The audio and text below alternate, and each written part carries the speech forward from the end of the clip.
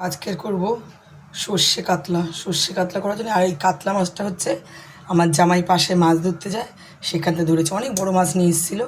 আমি মাছটা, গোটা মাছটা ভিডিও করতেই ভুলে গেছি। মানে পরে মেয়ে বলছে, মা তুমি ভিডিও করলে না কেন? মাছটা অনেক বড়, মাছটা নিয়ে এসেছিলো। এর আগের দিনও নিয়ে এসেছিলো। এরপরে যেদিন নিয়ে আসবে সেদিন তোমাদেরকে ভিডিও করে দেখাবো। আমার জামাই পাশে মাছ ধরতে যায় অনেক দূরে দূরে, ওখান থেকে নিচে মাছটা প্রায় 3 কিলো ওজন ছিল।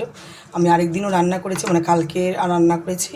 আর এই যে আজকে আবার এই বড় বড় সব পিস, আর মাথাটা রেখে দিয়েছি।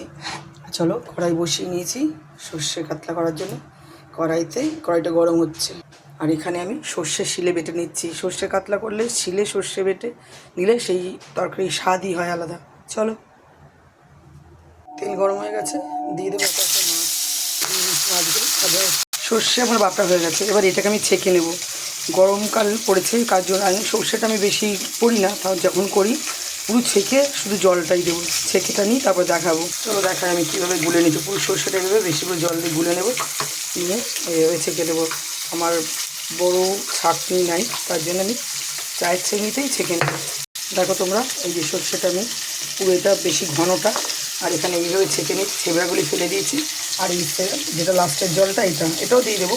এই দেখো, এভাবে করলে কোনো মতো গ্যাস হবে না। মাছটা পুরো ভাজা হয়ে গেছে, পুরো মাছটা।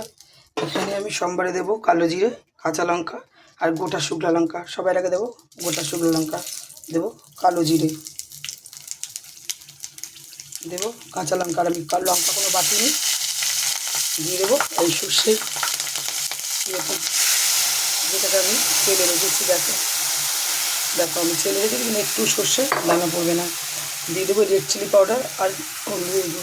আর নুনটা আমি সর্ষের মধ্যে দিয়ে সবসময় বেটে নিই, লাগলে পরিমাণ মতো পরে দেবো। কারণ নুনটা সর্ষে দিয়ে বাটলে তিতো হয় না, সর্ষেটা কোনো সময় তিতো হলো।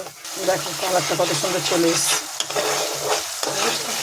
একটা সর্ষের জন্য দানা পাবে না তোমরা। এইভাবে গরমকালেও খাওয়া যায় সর্ষে, হালকা এরকম করে একবারে দিয়ে দিলেন, আর এম ছেঁকে নিলে কোনো কিছুই হবে না। চলো এবার দিয়ে দেবো আমি জল, সর্ষের জলটা। এটা যেহেতু গা মাখা হবে, বেশি ঝোল হবে না। একটু ঢাকা দিয়ে দিলাম, দিয়ে বিলাতি ধনেপাতা আমার বাড়িতে আছে, তুলে নিয়ে আসি। ঢাকনাটা খুলবো। দেখো ফুটে গেছে, দিয়ে দেবো মাছগুলি। দিয়ে মাছ একে একে দিয়ে দেবো। এই যে ধনেপাতা কাছের থেকে তুলে নিচ্ছি, অল্প দেবো কারণ এটা প্রচুর গন্ধ, যেহেতু বিলাতি ধনেপাতা। দেখো আমি চটকে দিয়ে দিতে হবে, দিয়ে আবার একটু আমি ঢাকা দিয়ে দেবো।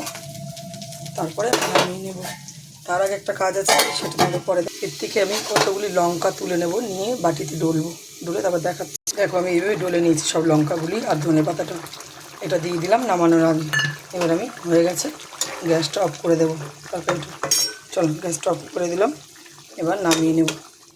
হয়ে গেছে সর্ষে কাতলা। দেখো কেমন লাগছে। দেখো আমি যে একদম ঘন ঝোল তা না, কিন্তু এইটাও খুব টেস্ট লাগবে ঝোলটা। কেমন লাগলো ভিডিওটি ভালো লাগলে লাইক করবে, কমেন্ট করবে আর শেয়ার করবে। আর এইভাবে গরমের দিনেও হালকা পাতলা সর্ষে খাওয়া যায় এভাবে। চলো টাটা। আর অবশ্যই অন্যকে দেখার জন্য একটু শেয়ার করে দেবে।